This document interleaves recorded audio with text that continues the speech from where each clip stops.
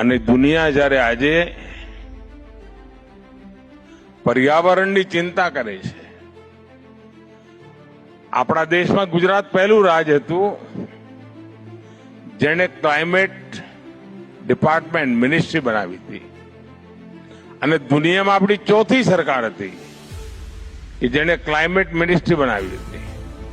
અને ત્યારે કોઈને કલ્પના પણ નહોતી કે આટલી મોટી સૌર ઉર્જા, સૂર્ય શક્તિ, રિન્યુએબલ એનર્જી એનું ગુજરાત મોટું કેપિટલ બની જશે.